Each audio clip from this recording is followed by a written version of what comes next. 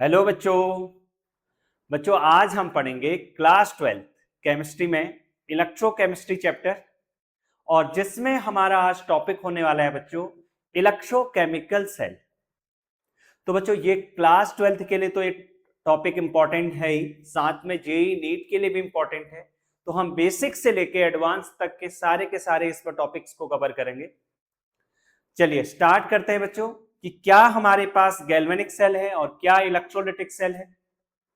तो अगर मैं बात करूं कि इस चैप्टर में हमें क्या क्या पढ़ना है, तो इस चैप्टर में बच्चों हमें पढ़ना है कि जिसमें इलेक्ट्रोकेमिकल सेल आ जाएगा और जिसमें इलेक्ट्रोलिटिक सेल गैल्वेनिक सेल के बारे में हम पढ़ेंगे। और इसी के बाद इलेक्ट्रोकेमिकल सीरीज आ जाती है, मेटल को अरेंज किया जाता है on the basis of reduction potential. तो उस सब के बारे में इसमें हम पढ़ने वाले हैं। नस्ट इक्वेशन मतलब सेल का अगर पोटेंशियल फाइंड आउट करना है तो हमारे पास नस्ट इक्वेशन है बच्चों, जिसमें वर्क डन अगर फाइंड करेंगे तो उसके लिए हम गिब्स एनर्जी और इलेक्ट्रोकेमिकल सेल ये सारा कुछ इसमें हम देखेंगे। कंडक्टेंस के बारे में हम पढ़ेंगे, इसमें इलेक्ट्रोलिटिक सेल के बारे में स्टडी करेंगे बच्चों। फिर बैटरीज आती है, फ्यूल सेल आता है और कोरोजन। ये हमारे पास सारे के सारे टॉपिक्स रहने वाले हैं। तो इसमें से हम पहला टॉपिक पढ़ने जा रहे हैं बच्चों आज हम इलेक्ट्रोकेमिकल सेल। तो इलेक्ट्रोकेमिकल सेल में हमने दो सेल पढ़े बच्चों, एक तो होता है हमारे पास गैल्वेनिक सेल और दूसरा होता है इलेक्ट्रोलिटिक सेल। अगर मैं इन दोनों का बेसिक डिफरेंस बात करूं कि इलेक्ट्रोलिटिक सेल क्या है, गैल्वेनिक सेल क्या है, तो बच्चों इलेक्ट्रोलिटिक सेल क्या करता है, जो हमारे इलेक्ट्रिकल एनर्जी को केमिकल एनर्जी में कन्वर्ट करता है उसे हम बोलते हैं इलेक्ट्रोलिटिक सेल। और भी इसमें एक बहुत ही इंटरेस्टिंग चीज है कि इलेक्ट्रोलिटिक सेल में एक्सटर्नली एक हमें बैटरी का यूज करना होता है। तो कहने का मतलब यह है कि ये जो सेल हमारे पास है ये एक नॉन स्पॉन्टेनियस प्रोसेस होती है। और सेकेंड नंबर बच्चों जो हमारे पास सेल है वो हमारे पास है गैल्वेनिक सेल। तो गैल्वेनिक सेल या फिर इसी को वोल्टेइक सेल भी नेम देते हैं, और इसका एग्जाम्पल है बच्चों डेनियल सेल। तीनों एक ही हैं। तो कैसे काम करेगा, क्या होगा, इसको समझते हैं। इसमें हमारे पास क्या होता है, हमारे पास कोई भी एक्सटर्नल बैटरी का यूज नहीं होगा। ये क्या करेगा, केमिकल एनर्जी को इलेक्ट्रिकल एनर्जी में कन्वर्ट कर देगा। तो पहला तो एक बेसिक डिफरेंस यही है कि एक इलेक्ट्रिकल को केमिकल में कर रहा है, दूसरा केमिकल को इलेक्ट्रिकल में कर रहा है। चलो इसको थोड़ा सा और डिटेलिंग में देखते हैं बच्चों कि जो अभी हमने पढ़ा कि जो केमिकल एनर्जी को इलेक्ट्रिकल एनर्जी में कन्वर्ट करता है उसे बोलते हैं इलेक्ट्रोकेमिकल सेल। और इसमें भी आ जाता है हमारे पास बच्चों ये गैल्वेनिक सेल,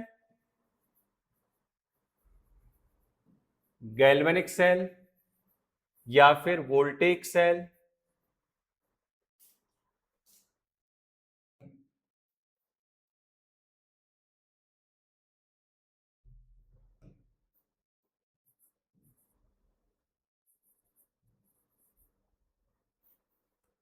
सेल, या फिर बच्चों इसी को बोलते हैं डेनियल सेल भी नेम देते हैं। और दूसरा हमारे पास क्या आता है, डेनियल सेल।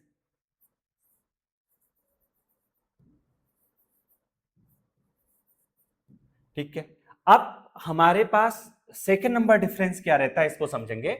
और जो इलेक्ट्रोलिटिक सेल क्या है हमारे पास, जो इलेक्ट्रिकल एनर्जी को केमिकल एनर्जी में कन्वर्ट करे। तो बच्चों ये हमारे पास जो गैल्वेनिक है ना, ये प्रोसेस क्या होती है, स्पॉन्टेनियस।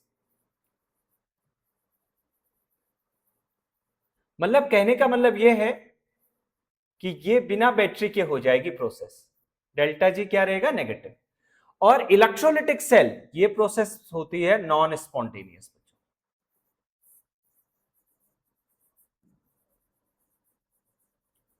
जो कि हमारे पास गिब्स एनर्जी चेंज क्या रहती है, पॉजिटिव।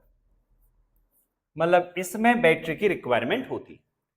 दूसरा अगर मैं इसी में मेन डिफरेंस की बात करूं तो दूसरा डिफरेंस क्या हो सकता है कि जो इलेक्ट्रोकेमिकल सेल जहां पर हमारे पास दो कंपार्टमेंट रहते हैं बच्चे, दो सॉल्ट सोल्यूशन होंगे, दो डिफरेंट सॉल्ट सोल्यूशन रहते हैं जिसमें डिफरेंट मेटल की रॉड डिप होगी बच्चे,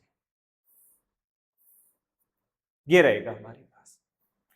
और इलेक्ट्रोलिटिक सेल में क्या है कि हमारे पास केवल एक कंपार्टमेंट बच्चे, इसी में दोनों दो रॉड हमारे पास डिप होती है, एक एनोड और दूसरा कैथोड।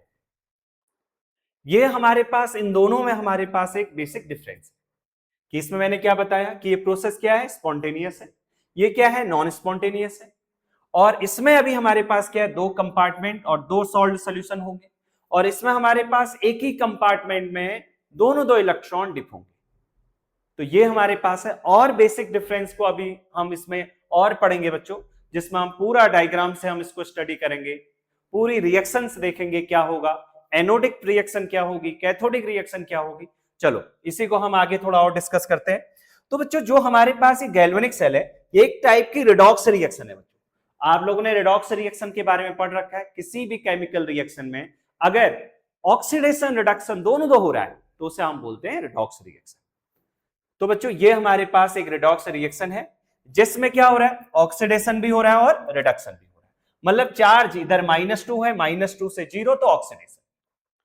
जनरली हमने इसका क्या फाइंड आउट किया, ऑक्सीडेशन स्टेट फाइंड आउट किया बच्चों, ये आप लोगों ने पढ़ रखा है। 2 × +1 प्लस और इधर x = 0 और x = आ जाएगा -2 और इधर HCl में आ जाएगा +1 प्लस x = 0, x = बच्चे इधर -1। इस सल्फर कोई अदर एलिमेंट से ये बॉन्डेड नहीं है, तो इसका मीनिंग ये है कि इसमें जो ओवरऑल चार्ज रहेगा वो 0 रहेगा। तो ऐसे ही Cl2 केवल सेम मॉलिक्यूल, अपने ही सेम मॉलिक्यूल के साथ ऐड है, तो इसमें भी कोई चार्ज सेपरेशन नहीं है बच्चों, इसका भी ऑक्सीडेशन नंबर 0 है। तो -2 से 0 चार्ज का इंक्रीज होना तो मतलब ऑक्सीडेशन। अगर 0 to -1 चार्ज डिक्रीज हो रहा है तो इस प्रोसेस को हम नेम देते हैं रिडक्शन। चलिए बच्चों नेक्स्ट नंबर हम पढ़ेंगे गैल्वेनिक सेल के बारे में। जो अभी हमने पढ़ा, गैल्वेनिक सेल में क्या है कि जो केमिकल एनर्जी को इलेक्ट्रिकल एनर्जी में कन्वर्ट करता। अब बिल्कुल ध्यान में रखना है बच्चों इसको, आपको जो क्या करेगा, केमिकल एनर्जी को इलेक्ट्रिकल एनर्जी में कन्वर्ट करेगा। Chemical energy converted into electrical energy.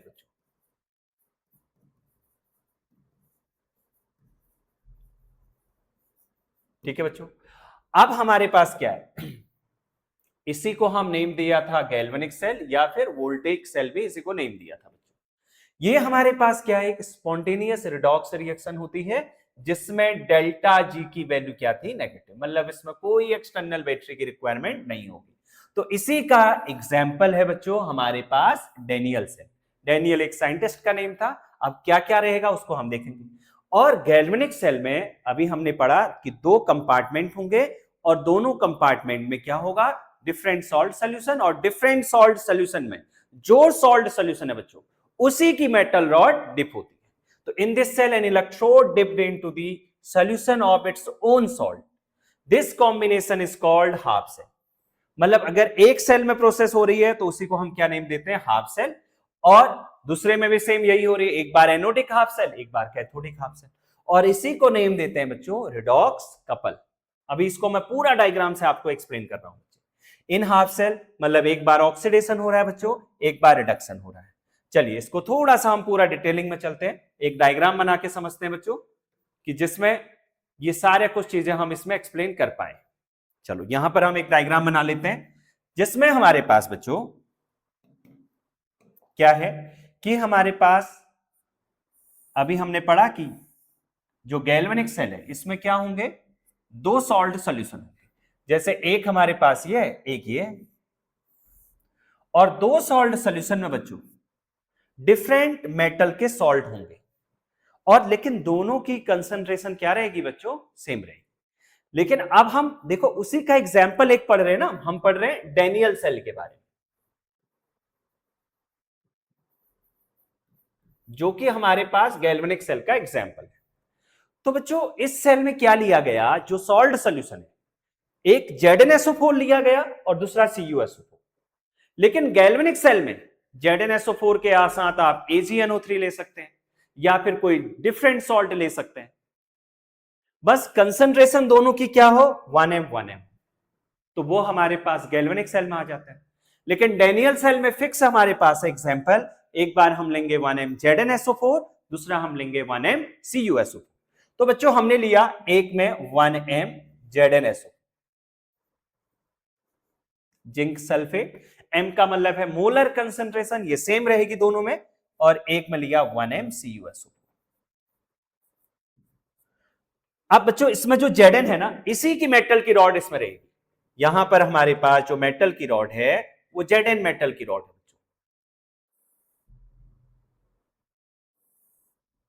ये हमारे पास Zn मेटल की रॉड, ये Zn की है, और सेकंड नंबर यहां पर क्या है, कॉपर की रॉड है।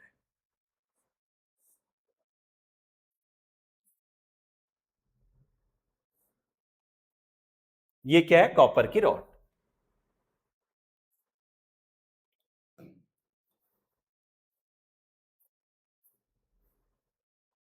ठीक है बच्चों, अब क्या है हमारे पास, ये तो क्या है, Zn रॉड है, और ये क्या है, कॉपर रॉड है, जिसे ये Zn रॉड है और जिसे हमने नेम दिया इलेक्ट्रोड। क्या बोलेंगे बच्चे, इसको हम इलेक्ट्रोड नेम देंगे। ये भी हमारे पास क्या है, कॉपर रॉड है, जो कि ये क्या है, इलेक्ट्रोड। क्या है बच्चों, इलेक्ट्रोड। अब क्या हुआ बच्चों, देखना यहां पर जो हमारे पास सॉल्यूशन है वो सारा का सारा किसका है, 1m ZnSO4 का है। ये सारा का सारा सॉल्ट सॉल्यूशन इसी का है। अब एक्वस फॉर्म में हमने पढ़ रखा, और यहां क्या होगा बच्चों, CuSO4 का होगा। बहुत ही सिंपल सा है बच्चों, आराम से अच्छे से इसको एक्सप्लेन करके, आप मैं पूरा एक्सप्लेन कर रहा हूं इसे, आप इसे समझिएगा, साथ साथ में मेरे साथ ही नोट भी करते रहिएगा। चलिए, अब ये हमारे पास है 1m ZnSO4। ये ZnSO4 दो पार्ट में ब्रेक डाउन हो गया, एक तो बना दिया इसने क्या, Zn2 पॉजिटिव और SO4 2 नेगेटिव, ये कन्वर्ट हो गया बच्चों।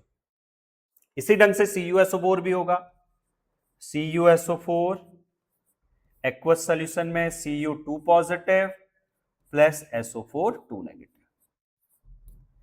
अब मेन यहां पर क्वेश्चन यह आता है बच्चों कि कौन सा एनोडिक होगा, कौन सा कैथोडिक होगा। चलो बच्चों, आप लोग अभी इसमें समझ लेंगे कि हाँ लेफ्ट साइड हमारे पास है तो एनोड होता है, तो लेकिन क्यों होता है एनोड, Zn ही एनोड पे क्यों आया, कॉपर क्यों नहीं आया। तो मैं आपको एक चीज बता दूं बच्चों, कि जिसका रिडक्शन पोटेंशियल, मतलब जिसमें सेल पोटेंशियल की वैल्यू जितनी कम होगी, तो वो हमारे पास कहां पर आएगा, एनोड पे। तो Zn और कॉपर दो हमारे पास थे, Zn का रिडक्शन पोटेंशियल कॉपर के कंपैरिजन में कम होता है, तो Zn ऑक्सीडाइज करता है, कॉपर रिड्यूस करता है। तो हमने किया, Zn को ऑक्सीडाइज कर दिया बच्चों, यहां पर Zn ऑक्सीडाइज हुआ, Zn gives Zn2 positive plus 2 electron, और Cu हमारे पास Cu2 positive gives Cu plus, इधर से हमारे पास इस साइड आ जाएंगे इलेक्ट्रॉन, इस साइड कम इलेक्ट्रॉन है बच्चों, तो यहां पर आ जाएंगे 2 इलेक्ट्रॉन। तो बच्चों इसी को हम नेम देते हैं क्या, एनोडिक हाफ सेल। यही एनोड है बच्चों, ये एनोडिक हाफ सेल, और ये क्या है हमारे पास, कैथोडिक हाफ सेल। इन दोनों को मिला दें तो बच्चों क्या मिल जाता है हमें, रिडॉक्स कपल मिल जाता है। अब इसी को आगे समझते हैं बच्चों, देखना यहां पर क्या हुआ, हमने एक एक्सटर्नली, इसमें एक्सटर्नली एक यहां पर स्विच ऐड कर दिया बच्चों,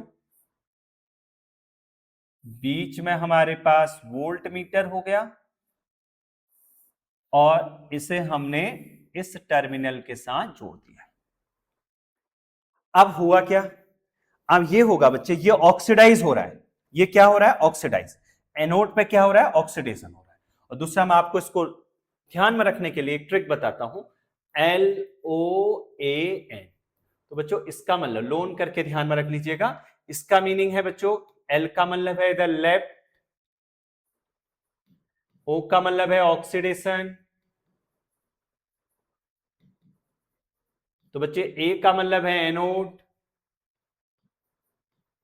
और एन का मतलब है नेगेटिव टर्मिनल, नेगेटिव टर्मिनल। ठीक है बच्चों, ये हमारे पास है। मतलब हमें इसमें ये समझना है कि जो लेफ्ट साइड है ना बच्चे, ये लेफ्ट साइड है, ये राइट साइड। लेफ्ट साइड क्या होगा, नेगेटिव टर्मिनल होगा, और ये ऑक्सीडाइज हो रहा है। ये क्या हो रहा है, ऑक्सीडाइज। देखो एनोड हो रहा है, एनोड पे क्या होता है बच्चे, ऑक्सीडेशन।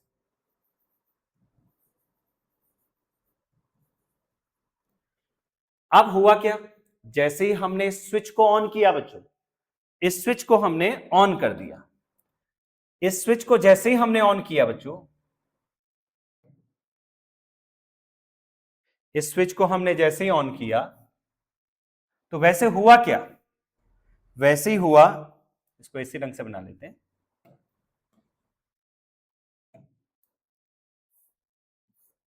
जैसे ही हमने इसे ऑन किया, तो वैसे ही यहां से इलेक्ट्रॉन फ्लो होना स्टार्ट हो गया। तो हुआ क्या, देखो ये जो हमारे पास रॉड दिख रही है ना आपको, ये कॉपर है, ये जेडन है। ये धीरे धीरे धीरे क्या होगा कि जेडन डिसॉल्व होना स्टार्ट हो जाएगा। मतलब यहां से जेडन इधर आ गया, जेडन 2 पॉजिटिव इस सॉल्यूशन में आ रहा है। तो कहने का मतलब है यहां पर Zn2 पॉजिटिव आयन की कंसंट्रेशन ज्यादा होगी बच्चे सल्फेट से। ठीक है, ऑक्सीडाइज हो रहा था, तो Zn डिसॉल्व हो रहा है। मतलब Zn की रॉड क्या हो रही है बच्चों, डिसॉल्व हो रही है। और जिससे क्या होगी, concentration of sulphate ion greater than Zn2 positive ion. अब क्या हुआ कि हमारे पास जो कॉपर है, ये क्या हो रहा है, डिपॉजिट होना स्टार्ट हो गया। देखो रिडक्शन हो रहा है, डिपॉजिट हो रहा है। तो इसका मीनिंग ये है कि यहां पर सल्फेट आयन कंसंट्रेशन ज्यादा होगी बच्चे, किससे, कॉपर आयन से, क्योंकि डिपॉजिट होना स्टार्ट हो, रिडक्शन हो रहा है। तो यहां पर क्या हो रहा है, हमारे पास ये डिपॉजिट हो रहा है कॉपर में। यहां पर रिडक्शन में क्या होगा, यहां पर जो इलेक्ट्रोड है, इस कंडीशन में हमारे पास डिपॉजिट होगा बच्चे, ये डिपॉजिट और ये डिसॉल्व। अब समझिए बच्चों, अब हमारे पास क्या है कि यहां से जो देखना, इलेक्ट्रॉन का फ्लो कहां होना स्टार्ट हुआ, कि यहां से डिसॉल्व हुआ, इलेक्ट्रॉन का फ्लो इस कॉपर रॉड की साइड में होना स्टार्ट हुआ। और यहां से देखो, यहां से स्टार्ट हुआ, और यहां से करंट जो है, यहां से करंट जो है वो क्या हुआ, फ्लो करना स्टार्ट कर गई। यहां से कहां से कहां, कॉपर से Zn। ये बहुत इंपॉर्टेंट है बच्चों, यही क्वेश्चन में पूछा जाता है कि करंट कहां से कहां जा रही है, कॉपर टू Zn। इलेक्ट्रॉन कहां से कहां फ्लो हो रहे हैं, Zn टू कॉपर। क्यों ऐसा हुआ, करंट अपोजिट डायरेक्शन में क्यों गई, क्योंकि बच्चों नेगेटिव, इलेक्ट्रॉन पर चार्ज क्या होता है, नेगेटिव। जिस डायरेक्शन में इलेक्ट्रॉन फ्लो होते हैं, करंट हमेशा उसका अपोज करती है। तो ये अपोजिट डायरेक्शन में फ्लो करना स्टार्ट कर देगी। तो होगा ये बच्चों, धीरे धीरे धीरे हमारे पास Zn क्या हो रहा था, यहां से डिसॉल्व हो रहा था।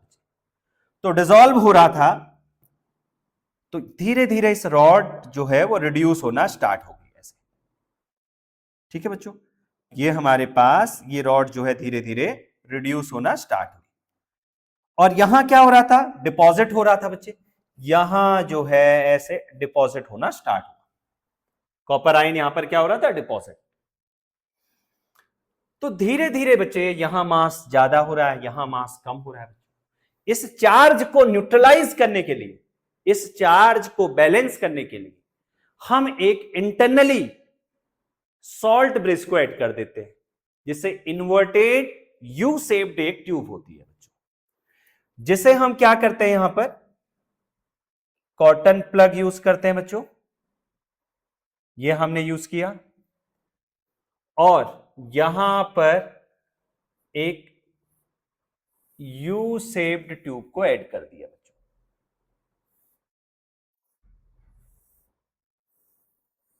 ये हो गया। इस ट्यूब का नेम जो है, इसे हम बोलते हैं सॉल्ट ब्रिज। क्या नेम देते हैं बच्चों इसको, सॉल्ट ब्रिज।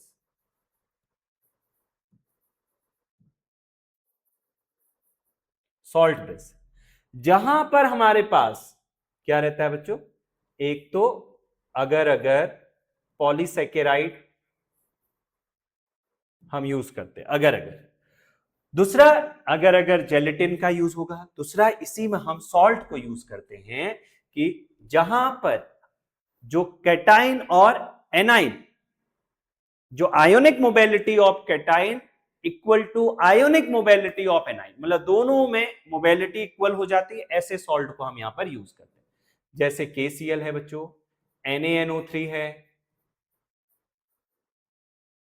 NH4NO3 है बच्चों, या NH4Cl है, ठीक है। ये अभी मैं सारा कुछ अभी आगे इसमें कराऊंगा बच्चों, अभी यहां पर आपको समझाऊंगा, अभी एक दो एग्जांपल ऐसे समझ लीजिए। तो KCl है, NaNO3 है, ये सब हमने क्या किया बच्चों, यहां पर सॉल्ट ब्रिज में यूज किया, जिसमें कुछ पॉलीसेकेराइड्स है। इसका मेन काम क्या है, इसका मेन काम ये है कि ये क्या करता है, पहले तो एक सेल सर्किट को कंप्लीट कर रहा है, दूसरा चार्ज को न्यूट्रलाइज कर दे रहा है बच्चों। अगर माना सपोज देखो इस साइड हमारे पास इस पार्ट में, इस नेगेटिव में देखो इलेक्ट्रॉन की डेफिशिएंसी हो रही है, तो यहां से आके पॉजिटिव, यहां से आके नेगेटिव पार्ट इधर ऐड हो जाएगा बच्चों। ये देखो यहां से इलेक्ट्रॉन इसे ट्रांसफर करना स्टार्ट कर देगा, यहां इलेक्ट्रॉन की एक्सेस हो रखी है, डिपोजिशन हो रखा है, तो K पॉजिटिव आके इसे आयन को न्यूट्रलाइज करना स्टार्ट कर देगा यहां से। तो जिससे क्या होगा, हमारे पास जो है चार्ज न्यूट्रलाइज होगा और हमारा जो है कि सेल सर्किट कंप्लीट हो जाएगा। ये हमारे पास इस सॉल्ट ब्रिज का काम है। इसको थोड़ा और डिटेलिंग में हम पढ़ने जा रहे हैं, आगे पूरा टॉपिक को मैं इसे पूरा एक्सप्लेन करूंगा अभी। तो हमारे पास ये क्या था, एक डेनियल सेल है, और इसी में हमारे पास बच्चे सेम यही हमारे पास है गैल्वेनिक सेल, जिसमें बस ये सॉल्ट की जगह CuSO4 की जगह AgNO3 ले लीजिए, आप इसकी जगह AgNO3 ले लीजिए। बस आपको यही देखना होगा कि जिसका रिडक्शन पोटेंशियल जितना ज्यादा, वो एलिमेंट ऑक्सीडाइज होगा, और हमेशा ऑक्सीडेशन की प्रोसेस लेफ्ट साइड में होती है और रिडक्शन की प्रोसेस राइट साइड में होगी। दो कंपार्टमेंट होंगे, बैटरी का कोई यूज नहीं होगा बच्चों। चलिए अब इसी को थोड़ा और आगे समझते हैं बच्चों कि क्या क्या इसमें एनोडिक हाफ सेल है, क्या क्या कैथोडिक है, किस ढंग से इसमें हमारे पास एक रिडॉक्स कपल इसे हम नेम देते हैं, और इस सेल का जो पोटेंशियल आता है बच्चों वो कितना आ जाता है 1.1 वोल्ट। इस सेल का जो पोटेंशियल है वो कितना है बच्चों 1.1। तो सारे केसेस इसको हम आगे समझने वाले हैं। चलिए आप इसी में हम आगे समझते हैं बच्चों। तो यही हमारे पास था, ऑक्सीडेशन और रिडक्शन से हमारे पास पोटेंशियल डिफरेंस जनरेट होते हैं, जिससे इलेक्ट्रिसिटी यहां पर फॉर्म होना स्टार्ट हो जाती है। चलिए हमारे पास डेनियल सेल है जिसमें 2 डिसिमिलर मेटल्स होते हैं, जहां पर एक मेटल जो है Zn मेटल है, दूसरा हमारे पास कॉपर है बच्चों, और दोनों की कंसंट्रेशन सेम रहेगी बच्चों, और इंटरनली इसे हम एक यू शेप्ड ट्यूब जिसे हम बोलते हैं सॉल्ट ब्रिज, उससे हम इसे ऐड करते हैं। चलिए यही हमारे पास इसमें चीजें थी। अब क्या हुआ, ये हमने इसमें डायग्राम ये था बच्चों देखना कि ये ZnSO4 है, CuSO4 है, ये नेगेटिव है जहां से इलेक्ट्रॉन फ्लो हो रहे हैं, यहां करंट फ्लो करना स्टार्ट कर देगी बच्चों, इधर से ये करंट फ्लो करना स्टार्ट कर देगी, जो अभी हमने डायग्राम में पढ़ा था। करंट इसके अपोजिट साइड में फ्लो करना स्टार्ट करेगी, बीच में सॉल्ट ब्रिज है बच्चों। चलिए इसी में समझते हैं बच्चों हम कि जो हमने इसमें पढ़ा ये सारी चीजें, अब क्या आप लोगों ने नोट भी कर लिया होगा, और इसी में आप देखते हैं कि हमारे पास एक बार जो होगी वो एनोडिक हाफ सेल होगी बच्चे। Zn किस में कन्वर्ट हो जाएगा, Zn 2 पॉजिटिव प्लस 2 इलेक्ट्रॉन, ये क्या होती है एनोडिक, ये होती है एनोडिक हाफ सेल रिएक्शन जिसे हम बोलते हैं, या फिर एनोड पे रिएक्शन होगी।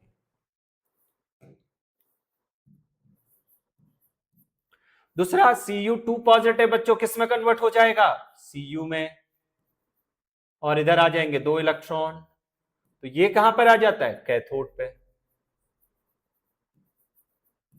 ये कैथोडिक हाफ सेल, ये एनोडिक हाफ सेल, मतलब इसमें ऑक्सीडेशन हो रहा है, इसमें रिडक्शन। इसी को हम नेम देते हैं बच्चे oxidation half cell reaction. Oxidation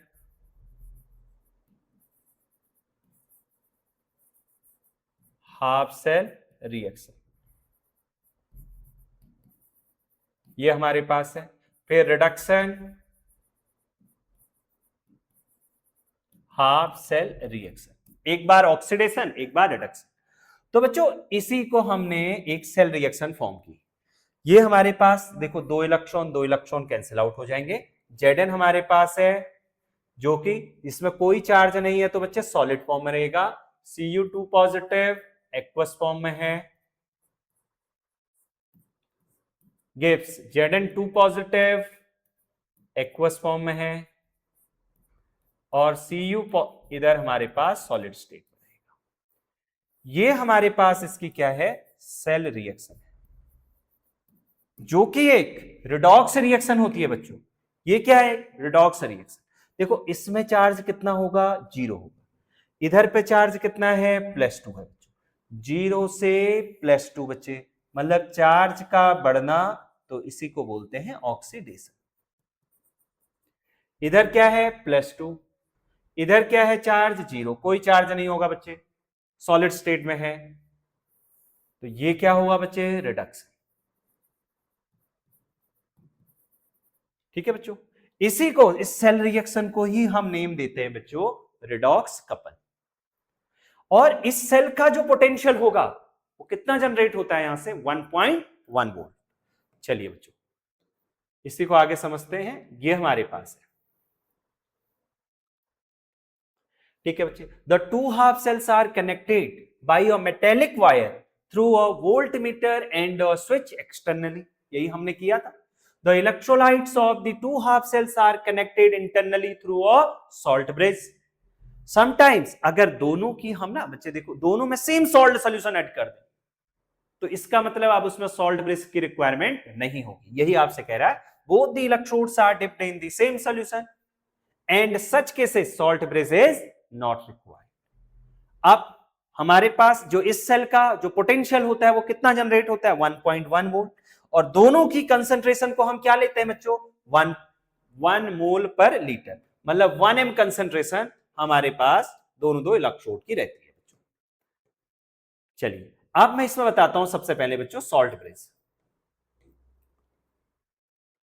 salt bridge अभी हमने पढ़ा था, यू शेप्ड एक ट्यूब है जिसमें कुछ पॉलीसेकेराइड्स मिक्स होता है बच्चे, जिसे अगर अगर नेम दिया जाता है। और यहां पर हमारे पास जहां पर आयोनिक मोबिलिटी ऑफ कैटाइन, यहां पर हम कौन से सॉल्ट यूज कर रहे हैं कि हमारे पास जो आयोनिक मोबिलिटी है बच्चों, कैटाइन की आयोनिक मोबिलिटी, मतलब आयोनिक मोबिलिटी ऑफ कैटाइन किसके इक्वल होगी बच्चे, एनाइन के इक्वल होगी, एनाइन के इक्वल होगी। चलिए अब ये हमारे पास इसमें ये सारे के सारे सॉल्ट वही हैं बच्चे जिसमें कैटाइन और एनाइन दोनों की आयोनिक मोबिलिटी सेम है। लेकिन एक चीज आपको समझना है बच्चे, जो KCl है हमारे पास, ये सॉल्ट सॉल्यूशन के फॉर्म में यूज किस इलेक्ट्रोड के फॉर्म में नहीं होगा, इसे समझना है बच्चों। ये हमारे पास जो नहीं होता वो एक Ag में नहीं होता, क्योंकि देखो AgCl के साथ मिलकर क्या बना देगा, प्रेसिपिटेट बना देगा बच्चों। फिर हमारे पास जो है ये Hg में नहीं होता बच्चे। दूसरा हमारे पास जो है इसी में, ये हमारे पास जो है Pb में नहीं होता, लेड में, और इसी में हमारे पास Tl में नहीं होता बच्चे। ठीक है, ये इस केसेस में ये क्या बना देता है, प्रेसिपिटेट का फॉर्मेशन कर देता है। तो इस केस के लिए जो बहुत इंपॉर्टेंट यूजेस हैं वो पूछे जाते हैं बच्चों, ये हमारे पास ये पोटेशियम नाइट्रेट, अमोनियम क्लोराइड, ये दोनों दो हम यूज करेंगे सॉल्ट ब्रिज में। क्यों यूज कर रहे हैं, क्योंकि हमारे पास आयोनिक मोबिलिटी ऑफ कैटाइन किसके इक्वल है बच्चों, आयोनिक मोबिलिटी ऑफ एनाइन के इक्वल है। और ये क्या करता है, सेल रिएक्शन को कंप्लीट कर रहा है और चार्ज को न्यूट्रलाइज कर रहा है बच्चे। क्योंकि देखो एक साइड कैटाइन एक साइड एनाइन, हमने यही तो देखा था, एक साइड हमारे पास नेगेटिव चार्ज था, एक साइड पॉजिटिव चार्ज था बच्चों। ये हमारे पास ट्यूब थी ऐसे, तो यहां लेफ्ट साइड में एनोडिक था, तो यहां Cl जा रहा था, इधर क्या जा रहा था, K पॉजिटिव बच्चों। और दूसरा एक जो हमारे पास इसका मेन फंक्शन यही है बच्चों कि ये किसी सेल को अफेक्ट नहीं करेगा। इसका काम क्या है कि दोनों दो साइड के चार्ज को इक्वल कर देना और हमारे पास आयोनिक चार्ज को इक्वल करके सेल सर्किट को कंप्लीट कर देना। और हमें वही इलेक्ट्रोलाइट इसमें यूज करने हैं जिसमें आयोनिक मोबिलिटी दोनों की सेम। अब जो इसके साथ पॉलीसेकेराइड्स है बच्चों हमारे पास, ये क्या कर रहा है, इसे अलग अलग कर रहा है। इस दो आयन को हमारे पास आपस में ऐड नहीं होने दे रहा है। नहीं तो होगा क्या बच्चों, देखना कि हमारे पास इन दोनों के बीच में क्या हो जाएगा, एक पोटेंशियल बनना स्टार्ट हो जाएगा, पॉजिटिव और नेगेटिव। देखो यही लिखा है, salt brace prevent transference of diffusion of the solutions from one half cell to other. It also prevent liquid junction potential. ये कोई सॉल्यूशन को इधर उधर नहीं करेगा बच्चे, ये सेल रिएक्शन को इफेक्ट ही नहीं करेगा, बस चार्ज ही आगे हमारे पास ट्रांसफर। दूसरा ये क्या करेगा, लिक्विड जंक्शन का जो पोटेंशियल है बच्चों, वो से हमारे पास ये पोटेंशियल फॉर्म नहीं होने देगा, जिससे कि ये सेल रिएक्शन ना रोके, है ना, पोटेंशियल ही नहीं बनाएगा, चार्ज सेपरेशन ही नहीं होने देगा। एक कैटाइन चले गया, एक एनाइन चले गया, बस दोनों दो क्या कर रहे हैं, इस जो हमारे पास एनोडिक कैथोडिक है इस चार्ज को बैलेंस कर दे रहे हैं बस। ठीक है बच्चों, तो ये हमारे पास था यहां पर सॉल्ट ब्रेस। अब देखते हैं बच्चों कि हमारे पास कि इस सेल का जो पोटेंशियल आया वो कितना आया, 1.1 वोल्ट आया। अगर हम इसे एक्सटर्नली ऐड करते हैं, एक इसमें हमने जो हमारे पास पूरी प्रोसेस चल रही थी, हमने एक्सटर्नली क्या किया, एक बैटरी को और ऐड कर दिया। पहली कंडीशन में हमने ये रखा कि अगर इसका पोटेंशियल 1.1 वोल्ट है और कम का हमने बैटरी को ऐड कर दिया, तो बच्चे उस कंडीशन में क्या होगा, उस कंडीशन में ये होगा कि लेस देन अगर 1.1 वोल्ट है ई एक्सटर्नल, तो उस कंडीशन में जैसे ये काम कर रहा था ना बच्चे, क्योंकि आप देखो डोमिनेट कौन सा करेगा, जो हमारे सेल का पोटेंशियल है, तो जैसे ये काम कर रहा है वैसे ये काम करेगा, मतलब Zn डिसॉल्व होगा और Zn हमारे पास डिसॉल्व होगा और कॉपर में क्या होगा, डिपॉजिट होगा। तो सिमिलर प्रोसेस हो जाती है, देखो यही है। Electrons flow from Zn rod to copper, जो कि हो रहा था गैल्वेनिक सेल में, करंट उसके अपोजिट साइड में, Zn डिसॉल्व हो रहा था और कॉपर डिपॉजिट हो रहा था। अगर बच्चों एक्सटर्नल पोटेंशियल हम ग्रेटर देन 1.1 वोल्ट अप्लाई कर देते हैं, तो इस कंडीशन में क्या होगा, इस कंडीशन में बच्चों हमारे पास जो सेल की रिएक्शन है वो क्या होना स्टार्ट हो जाएगी, रिवर्स होना स्टार्ट हो जाएगी। वो हमारे पास रिवर्स होना स्टार्ट हो जाती है बच्चों, जैसे कि ये पहले इसे देखते हैं। अब डोमिनेट कौन सा कर रहा है, जो हमने बैटरी एक्सटर्नली ऐड कर रखी है, क्योंकि सेल का पोटेंशियल 1.1 वोल्ट था, उससे ज्यादा की बैटरी हमने ऐड कर दी, तो उस कंडीशन में क्या होगा, तो पूरा का पूरा प्रोसेस क्या हो जाएगी, अपोजिट हो जाएगी बच्चों। देखो कॉपर से Zn में इलेक्ट्रॉन का फ्लो होना स्टार्ट हो जाएगा और हमारे पास Zn से कॉपर की साइड करंट का फ्लो होना स्टार्ट हो जाएगा। ये हमारे पास अब ये नॉन स्पॉन्टेनियस बन गई बच्चे, बैटरी काम कर रही है, प्रोसेस क्या बना दी इसने, नॉन स्पॉन्टेनियस। अभी तक क्या थी, स्पॉन्टेनियस।